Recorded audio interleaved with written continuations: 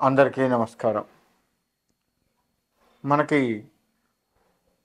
రాశులు, మన రాశి ఎట్లా ఉంది ఏంటి, ఇప్పటికైనా సరే ఈ నెలలో అయినా సరే మనకి మంచి మహర్దశ వస్తుందా, మంచి రోజులు వస్తాయా, లేదా పోయినసారిలాగానే పోయిన నెలలో లాగానే ఈ నెల కూడా అనేక రకాల ఇబ్బందులు పడుతూ ఉంటామా, మనకేమన్నా కలిసి వస్తుందా, ఇటువంటి ఆలోచనలన్నీ కూడాను మనకు ఉంటాయి.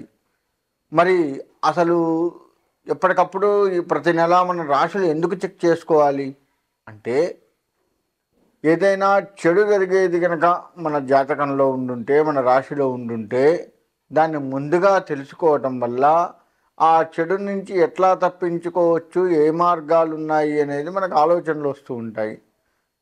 తద్వారా ఆ చెడు నుంచి తప్పించుకునే మనకి మంచి జరిగే అవకాశాలు కూడా మనం ఏర్పాటు చేసుకోవచ్చు. ఏ భగవంతుని నమ్మితే మనకు మంచి జరుగుతుంది, ఎలా నమ్మాలి, ఆయన ఎలా పూజించాలి. ఈ నెలలో మనకి గ్రహాలు బాగలేదే అనుకుందాము. బాగలేకపోతే ఏ దేవతని, ఏ గ్రహాన్ని ఆరాధిస్తే మనకి ఆ గ్రహాలు మనకు అనుకూలంగా మారుతాయి. మంచి చేయకపోయినా పర్వాలేదు, కానీ తీవ్రమైన చెడు చేయకుండా మనల్ని ఉపశమనానికి కాస్త మరీ ఎక్కువ కష్టాలు, ఎక్కువ ఇబ్బందులు పడకుండా కొద్ది గొప్ప ఉపశమనాన్ని కలుగజేసేటానికి ఆస్కారం ఉంటుంది. అందుకే మనం ఎప్పటికప్పుడు కూడా మన గ్రహస్థితి ఎట్లా ఉంది, జన్మ నక్షత్రాలు అవి ఉంటే దాని ప్రకారంగా రాశులు చూసుకోవచ్చు. లేదు జన్మ నక్షత్రాలు ఏం లేవండి అనుకున్నటువంటి వారు ఎవరైతే ఉన్నారో వారు నామ నక్షత్రం అంటే వారి పేరు మీద మొదటి అక్షరం నుంచి వచ్చేటువంటి రాశి ఏదైతే ఉందో ఆ రాశిని చూసుకోవాలి. తద్వారా ఆ రాశిలో మనకు ఎప్పుడు ఎట్లా ఉంది అనేది మనకు ఎట్లాగూ తెలుపుతున్నాం కాబట్టి దాని ప్రకారంగా మనం ముందుకు ఆ నెల మొత్తం కూడాను ముందుకు వెళ్ళొచ్చు. ఇకపోతే తర్వాత మనకి ఉగాది కూడా వస్తూ ఉంటుంది కదా. మరి ఉగాది అప్పుడు సంవత్సరం మొత్తం కూడాను చూసుకుంటూ ఉంటాం. సంవత్సరం మొత్తం ఓవరాల్గా ఎట్లా ఉంటుంది, రాజ్యపూజాలు ఏంటి, అవమానాలు ఏంటి, ఆదాయం ఎంత, వ్యయం ఎంత, ఇట్లా చూసుకుంటూ సంవత్సరం మొత్తానికి అది ఉపయోగపడుతుంది. ఈ నెల మాత్రం ఏ నెలకు ఆ నెల, ఈ అంటే 12 నెలలు చైత్రం, వైశాఖం, జ్యేష్టం, ఆషాఢం, శ్రావణం, భాద్రపదం, ఆశ్వీజం, కార్తీకం, మార్గశిరం, పుష్యం, మాఘం, పాల్గొనం, ఇలా 12 నెలలు. ఈ 12 నెలల్లో ఏ నెలకు ఆ నెల ఎట్లా ఉంటుంది ఏంటి అనేది చూసుకోవడానికి మనకి ఇది ఉపయోగపడుతుంది. ఈ నెలలో కొంచెం చెడు ఉందనుకున్నాం, చెడు ఉంటే దాన్ని తప్పించుకోవచ్చు. మంచి ఉందనుకున్నాం, దాన్ని ఎట్లా స్వాగతించుకోవాలి, ఆ మంచిని ఇంకా మంచిగా ఎట్లా పెంచుకోవాలి, తద్వారా ఆ మంచి మన ఆ నెల మొత్తం కానీ లేకపోతే తర్వాత వచ్చే నెల కానీ మనకి ఎట్లా ఉపయోగపడుతుంది. ఆ మంచి ద్వారా వచ్చేటువంటి లాభం ఏదైతే ఉందో మనకి, మన పిల్లలకి, మన కుటుంబం మొత్తానికి ఎట్లా ఉపయోగపడుతుంది, దాన్ని మనం ఎట్లా లాభంగా చేర్చుకోవచ్చు, ఇటువంటివన్నీ కూడాను తెలుసుకోవాలన్నమాట.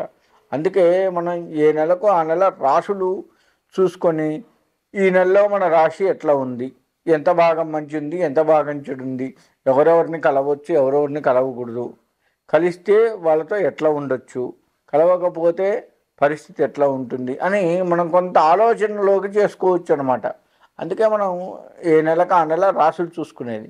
ఆ విధంగా చూసుకుంటూ చక్కగా మనం ఈ రాశిలో ఏ దేవతను ఆరాధిస్తే మంచిదో ఆ దేవతను ఆరాధించడం వల్ల ఆ దేవత అనుగ్రహము లేదా ఆ గ్రహాల యొక్క అనుగ్రహాన్ని పెంపొందించుకొని మనకు వచ్చే చెడుని తగ్గించుకొని మనకు వచ్చేటువంటి లాభాన్ని మనకు అనుకూలంగా మార్చుకొని సుఖంగా ఉండటానికే ఏ నెలకు ఆ నెల రాశులు చూసుకుంటూ ఉంటాము. మరి ద్వాదశ రాశుల్లో మకర రాశి.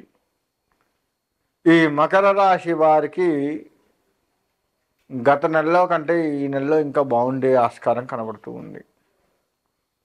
వీరు చక్కటి ఆలోచనలు చేయడము, దేవతారాధనలో ఎక్కువగా పాల్గొంటూ ఉంటారు. దేవతకు ప్రీతిగా అనేకమైనటువంటి కార్యక్రమాలు మీరు చేస్తూ ఆ దేవతా అనుగ్రహాన్ని పొందుతూ ఉంటారు. ఈ రాశి వారికి నిజంగా చెప్పాలి అంటే అన్ని రంగాలుగా బాగుంటుంది, అన్ని రంగాల వారికి అన్ని రకాలుగా బాగుంటుంది. వీరు చెప్పింది చెప్పినట్లుగా చేస్తూ ఉంటారు. ఒక స్త్రీ వల్ల వీరు మరింత సుఖంగా ఉండగలిగేది కనపడుతూ ఉంటుంది ఈ రాశి వారికి. ఒక స్త్రీ మూలకంగా ఇంకా సుఖంగా ఉంటారు. కాబట్టి మీరు ఎక్కడా కూడా అధైర్యపడకుండా మీకు మంచి మంచి ఆలోచనలు వస్తూ ఉంటాయి. దాన్ని కాకపోతే ఎంత మంచి ఆలోచన వచ్చినా, ఎంత మంచిగా చేస్తున్నా 1, 2 సార్లు వెరిఫికేషన్ చేయాలి అని మాత్రం మర్చిపోకండి. 1, 2 సార్లు దాన్ని ఆలోచించుకొని మీరు చేయాలి అనుకున్న పనులకి ముందుకు వెళ్ళండి. అదొక్కటి మీరు కాస్త గమనించుకోండి. అన్ని రంగాలుగా బాగుంటుంది. ఇకపోతే వ్యవసాయ రంగం వారి విషయానికి వస్తే అంతా బాగుంటుంది. పంట చేతికి రావడము అంతా బాగుంటుంది. కాబట్టి వ్యవసాయంలో మీరు చక్కగా మీ కుటుంబాలతో కలిసి విందు వినోదాల్లో కూడా పాల్గొంటారు వ్యవసాయదారులు. అంత బాగుంటుంది. అంటే ఎప్పుడూ చేయనంత సంతోషాన్ని ఈసారి వీరు చవిచూస్తారు. కాబట్టి వ్యవసాయ రంగం వారు హాయిగా ఉంటారు అనే చెప్పుకోవచ్చు. ఉద్యోగస్తులు కూడా అంతే. ప్రతి వారితోటూ సరదాగా ఉండడము, ప్రతి వారితో కలిసిమెలిసిపోవడము చేస్తూ ఉంటారు. అందరి మన్ననలు పొందుతూ ఉంటారు.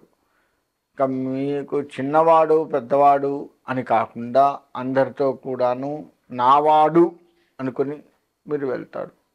అందరూ నా వాళ్ళే, అందరూ నాకు కావలసిన వాళ్ళే అనుకుంటారు. వాళ్ళు కూడా మిమ్మల్ని నావాడు, నా అక్క, నా చెల్లె, నా అన్న, నా తమ్ముడు, ఈ విధంగా ఆడవాళ్ళు కూడా ఉద్యోగాలు చేస్తున్నారు కాబట్టి చెప్పడం జరుగుతుంది. ఇలా ప్రతి వారు కూడా నా వాళ్ళు, నా వాళ్ళ కోసమే నేను చేస్తున్నానని మీకు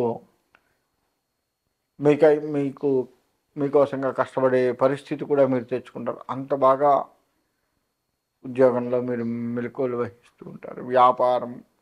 వ్యాపారం కూడా అంతే. అన్ని రంగాలుగా బాగుంటుంది. ప్రతిదీ కూడాను మీకు అనుకూలంగానే ఉంటుంది. ప్రతి వారితో పోటీ పెట్టుకుంటారు. ప్రతి పోటీలో కూడా అంటే మీకంటే వేరే వారితో కూడా, వేరే వ్యాపారం చేస్తున్న వారితో కూడా వాడంత బాగా అమ్ముతున్నాడు, నేను ఎందుకు అమ్మలేను అని ఏదో ఒక చాకచక్యాన్ని వ్యవహరించి ఆఫర్స్ ఇవ్వడం, ఏదో ఇక ఆ యొక్క మీ చుట్టుపక్కల వాళ్ళ పరిస్థితిని బట్టి మీరు కూడా ముందడుగు వేస్తూ మంచి మంచి ఆలోచనలతోటి మీ వ్యాపారాన్ని కొనసాగిస్తూ చక్కటి లాభాలని సవిచూస్తూ ఉంటారు. కాబట్టి మీరు అన్ని రంగాలుగా ఈ మార్చి నెల ఒక రకంగా చెప్పాలి అంటే ఈ రాశి వారికి బాగుందనే చెప్పుకోవచ్చు. అన్ని రంగాలుగా ఈ రాశి వారికి బాగుంది. కాబట్టి మీరు ఎక్కడా కూడా అధైర్యపడే పని లేదు. మీరు ప్రశాంతంగా వ్యాపారాన్ని చేసుకోవచ్చు. బాగుంటుంది. విద్యార్థులు పరీక్షాకాలం కావస్తుంది కాబట్టి మీకు ఎంత బాగున్నప్పటికీ కూడాను మరి పరీక్షలు అంటే తప్పదు కదా, కష్టపడాల్సిందే, కష్టపడి రాయాల్సిందే, కష్టపడి చదవాల్సిందే. కాబట్టి మీకు ఎంత మంచిగా ఉన్నా కష్టపడి రాయండి, కష్టపడి చదవండి, అశ్రద్ధ వహించకండి. విద్యార్థుల్లో వచ్చేది ఏందయ్యా అంటే అలసట వచ్చినప్పటికీ కూడాను మీరు కాస్త ముందుకు వెళ్ళండి, మీకు అంతా బాగుంటుంది. ఎక్కడ ఏ ఇబ్బంది జరగదు. ఇంకా రాజకీయ రంగం విషయానికి వస్తే మీరు ప్రతిదీ కూడాను మంచిగానే స్వీకరిస్తారు. ప్రతి సమస్యని మీ సమస్యగా భావిస్తారు. ప్రతిదీ మీకు అనుకూలంగా మార్చుకొని మీరు రాజకీయ పరంగా ముందుకు వెళ్తారు. వారి సమస్య నా సమస్య. మీ నియోజకవర్గంలో, మీ గ్రామంలో వారి సమస్యలు కూడా మీ సమస్యగా భావించి దానికి ఏం చేస్తే బాగుంటుంది, ఎవరిని కలిస్తే బాగుంటుందో వాళ్ళని కలవటము, చేయటము, తద్వారా త్వరగా ఆ యొక్క పరిస్థితిని చక్కదిద్దేది రాజకీయ రంగంలో కనబడుతుంది. ప్రతి వారు మిమ్మల్ని మెచ్చుకునేలా మీరు మెలుగుతారు. ఇంతకంటే రాజకీయ పరిస్థితి చెప్పే పనే లేదు.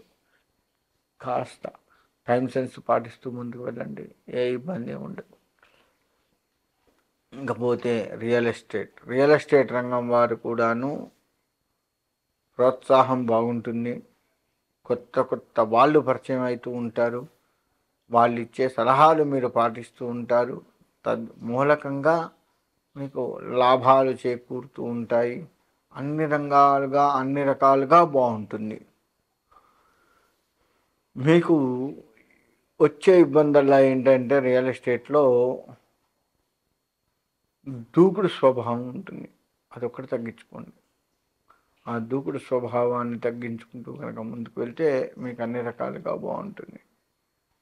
ఇట్లా చిరు వ్యాపారస్తులు, చేనేత వ్యాపారస్తులు వీళ్ళందరికీ కూడాను బాగుంటుంది.